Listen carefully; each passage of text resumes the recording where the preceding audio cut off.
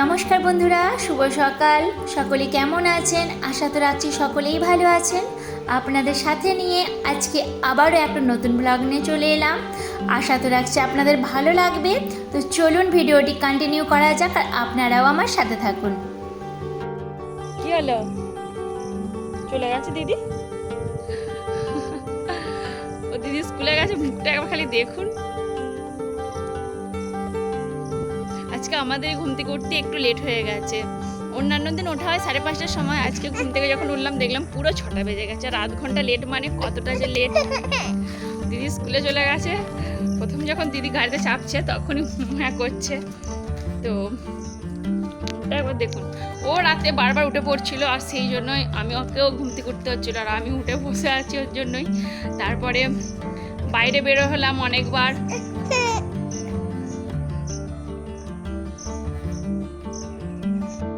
এরপর ওকে সকালের খাবার খাইয়ে দিলাম এবং ড্রেসটাও চেঞ্জ করে দিলাম। সাধারণত রাতে যে ড্রেসটা পরে থাকে সকালে উঠেই আগে ড্রেসটা চেঞ্জ করে দেওয়ার চেষ্টা করি। ওর বাবাও দিদিকে স্কুলে দিয়ে চলে এলো আর ওর বাবার সাথে একটুও খেলা করবে। তো এরই মধ্যে আমি আমার কাজকর্মগুলো একটু করে করতে থাকবো। তবে ওর বাবা বাড়িতে থাকলেও সবসময় যে ওকে সঙ্গ দিতে পারে এমনটা নয়, কারণ ওর বাবা ওরও কাজকর্ম থাকে।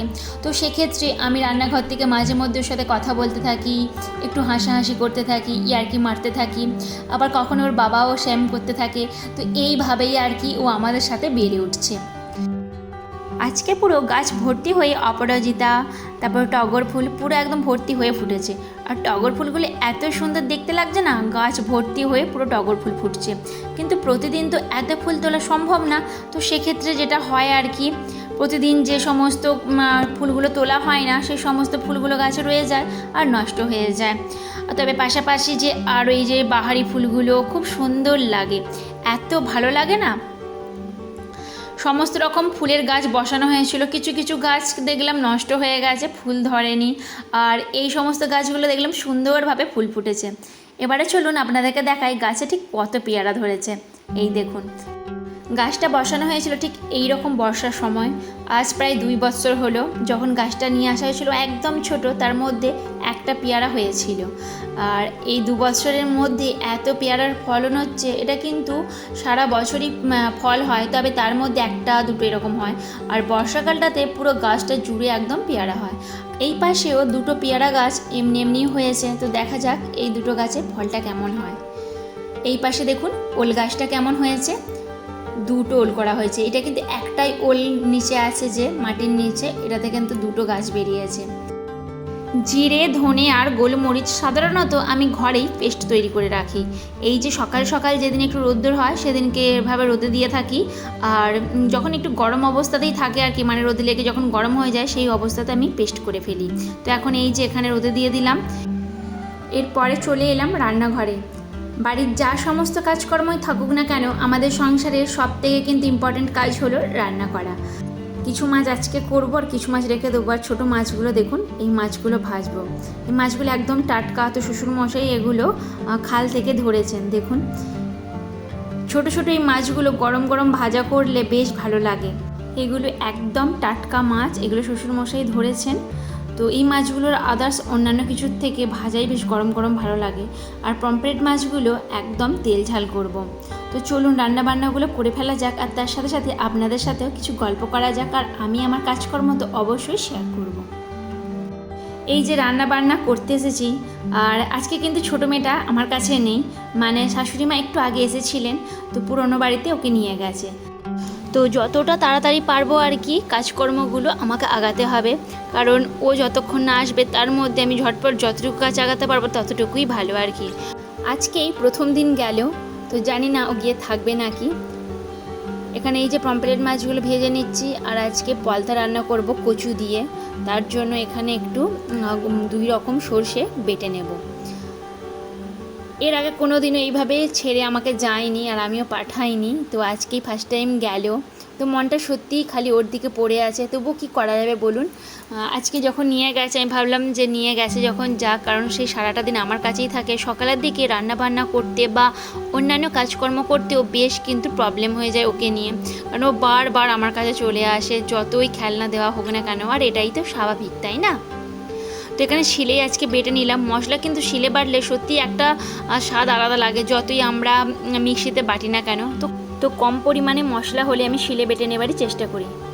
সকালের দিকেই চেষ্টা করি যতটা পারি আর কি এনার্জি সহ কাজকর্মগুলো করে নিতে। যত বেলা হয় তত কিন্তু আমার যে এনার্জিটাও লস হতে থাকে। আর এখানে দেখুন পমফ্রেট মাছের ঝালগুলো হয়ে গেল। আর আজকে যেহেতু ছোটো মেয়েটাও নেই, তো সবার আগেই রান্নাবান্নাটা আমি করতেই চলে এলাম। আর অন্যান্য দিনে যে সকালের দিকে রান্না করি না এমনটা নয়, তবে আজকে চেষ্টা রাখলাম যে রান্না বান্না করে তারপরে সমস্ত রকম কাজকর্মগুলো বেশি করে কমপ্লিট করে নেওয়ার চেষ্টা করব। এখানে পলতার তরকারিটাও বসিয়ে দিয়েছি, আর এই যে পমফ্রেট মাছটাও হয়ে গেছে। এটা একদম ঢাকা দিয়ে রাখি, জানেন এই ছোট ছোট পাত্রে নানান রকমভাবে না রেখে একটা বড় পাত্রেই মানে বড় থালাতেই আমি যা কিছু ভাজা ভুজিয়ারে হয় সমস্ত কিছু এক জায়গাতে রাখি। কারণ এই ছোট্ট ছোট্ট করে জিনিসপত্রে রাখতে রাখতে এত বাটি ঘটি জিনিসপত্র হয়ে যায় না মাজার সময় যে কি বলবো। তাই ভাবলাম যে এরকম ছোটো ছোটোভাবে জিনিসপত্রে না রেখে একটা থালাতে রাখলেই যেমন চটজলদি তখন নিয়েও নেওয়া যাবে, আর অত মাজা ঘষার আমাকে ব্যাপারও রাখতে হবে না আর কি। তো এই যে ছোটো ছোটো মাছগুলো ভেজে নিচ্ছি। আচ্ছা, একটা দিদি ভাই আমাকে কমেন্ট করেছিলেন যে আপনি যে ফেসবুকে কাজ করেন এবং ইউটিউবে কাজ করেন এই দুটো আপনি সামলান কী করে। তো দেখুন, কষ্ট তো সত্যিই হয়, কারণ ইউটিউব ফেসবুক দুটোকেই সামলানো, তারপরে দুটো সন্তানকে সামলানো, আর সাংসারিক সমস্ত কাজকর্ম করা থেকে এডিটিং করা থেকে সমস্ত কিছু যেহেতু একা হাতেই সামলায়, তো একটু প্রবলেম হয়। দুপুরের দিকে এখন চেষ্টা করি একদমই না ঘুমাতে। দুপুরের দিকে কখনো কখনো ফেসবুক থেকে লাইভে আসি বা ইউটিউবের এডিটিংগুলো একদম চেষ্টা করি দুপুরের দিকে করে ফেলার। তাছাড়া তো ফেসবুকের এডিটিংগুলো টুকটাক ওটা মোটামুটি মেয়েদেরকে নিয়েই সামনাসামনি যখন বসে থাকি তখন হয়ে যায়, কিন্তু ইউটিউবের এডিটিংগুলো অনেকটাই বড়, আর এডিটিংগুলো করতে একটু সময়ও লাগে ভয়েস দেওয়ার ক্ষেত্রে। তাই আর কি চেষ্টা করি দুপুরের দিকে সমস্ত রকম কাজকর্ম সেরে রাখতে। আর তাছাড়া তো সময়ের ফাঁকে ফাঁকে নিজের জন্য একটু করে সময় বার করতে হয়। তো এটা নিয়ে অন্য একদিন গল্প করব। এখানে মেয়েটাকে আজকে দিচ্ছি ডালিয়া, মানে দুই মেয়ের জন্যই আজকে ডালিয়া করছি। আর আজকে ভাত দেব না, অনেক দিন হলো ডালিয়া করা হয়নি। গাছের এই যে দেখুন একটা বরবটি হয়েছিল, তো ওদের জন্যই তুলে দিলাম। আর এখানে নিয়ে নিলাম কুমড়ো আর তার সাথে গাজর, এই সমস্ত রকম সবজি নিয়ে নিলাম, আর তার সাথে নিয়ে এলাম আলু। এবারে প্রেসারে দুটো জোর আঁচ আর দুটো আস্তে করে আঁচে সিদ্ধ করলেই হয়ে যাবে ডালিয়াটা। আর এর সাথে কিন্তু আমি লবণ আর হলুদও অ্যাড করে দিয়েছি। এটা কিন্তু একটা পুষ্টিগুণ সম্পন্ন খাবার, আপনারা যদি চান তো আপনাদের বেবিদেরকে মাঝে মধ্যে দিতে পারেন। 3-4 দিন এত পরিমাণে বৃষ্টি হচ্ছিল যে জামা কাপড় যে কাচছে কেচে পড়েই যাচ্ছে, শুকনো আর হচ্ছিল না। আর বেড কভার প্রায় 4টের মতন কাঁচা বাকি ছিল, আজকে 3টেই উপরে দিতে এলাম, মানে ছাদে আর নিচে দিয়ে এসেছি। আর ছোট ছোট তো মেয়েদের জামা কাপড় কাঁথায় সমস্ত কিছু নিচে মিলে দিয়েছে, কারণ বারবার বৃষ্টি চলে আসছে, তখন এই ছোট ছোট জামা কাপড়গুলো তুলতে এলে খুবই অসুবিধা হয়। এই যে বেড কভারগুলো খালি কয়েকটা শুধুমাত্র এখানে দিয়েছি। আর এলাম যখন তখন ভাবলাম আপনার সাথে একটু প্রাকৃতিক দৃশ্যটা শেয়ার করা যাক আর কি। যেহেতু এখন বৃষ্টি হচ্ছে চারিদিক দেখুন কেমন সবুজ। তো চলুন ভিডিওটি কন্টিনিউ করা যাক, আশা রাখছি আপনাদের ভালো লাগবে। ওপরে 3টে বেড কভার দিয়ে এসেছি, আর নিচেই বেড কভার, তারপর ছোটো ছোটো যা জিনিসপত্র আছে সমস্ত কিছু এখানেই মিলে দিয়েছি। আর ছোটো মেয়েটারও আসার টাইম হয়ে গেছে, ওই জন্যই আর কি গেটটাও খুলে দিলাম। প্রথমে তো মেয়েটা একদম এসেই কান্নাকাটি আরম্ভ করে দিয়েছে, সেটা দেখতেই পাচ্ছেন। প্রথমে আমাকে যখন দেখেছে তারপরে কোল থেকে আর কিছুতেই নামবে না, আর তাড়াতাড়ি করে কোলে চলে এসেছে, কান্নাকাটিও করতে আরম্ভ করে দিয়েছিল। অনেকক্ষণ আমাকে ছেড়ে এইভাবে কোনোদিনও থাকিনি। তো এরপরে চলে এলাম সন্ধ্যার দিকে একটু মার্কেটিংয়ে চলে এলাম। আজকে জিনিসপত্র কেনার আছে প্রায় অনেক কিছুই, তো দেখা যাক কী কী জিনিসপত্র কিনতে পারি। এত পরিমাণে যান চলাচল করছিল, আমরা প্রায় এক জায়গায় 2 মিনিট 3 মিনিট করে দাঁড়িয়ে দাঁড়িয়ে গেছি। তো এখানে এতটা পরিমাণে এখন যানবাহন হয়ে গেছে না, আমরা যখন ছোটো ছিলাম তখন কিন্তু এই মার্কেটে এতটা পরিমাণও যানবাহন ছিল না। যত উন্নত প্রযুক্তি হচ্ছে, মানুষজন বাড়ছে, তো স্বাভাবিকক্রমে যানবাহনও বাড়ছে।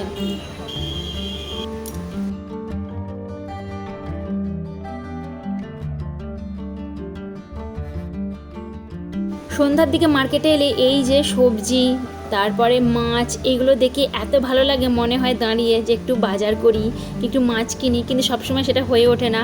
মাঝে মধ্যে যখন আমরা আসতাম তখন ওই যে টুকটাক সবজি কেনাকাটা করতাম, কিন্তু যেহেতু মেয়েদেরকে এখন ঘরে রেখে এসেছি তো সেটা আর একদম সম্ভব হয়ে ওঠে না যে কখন একটু দাঁড়াবো কিনবো।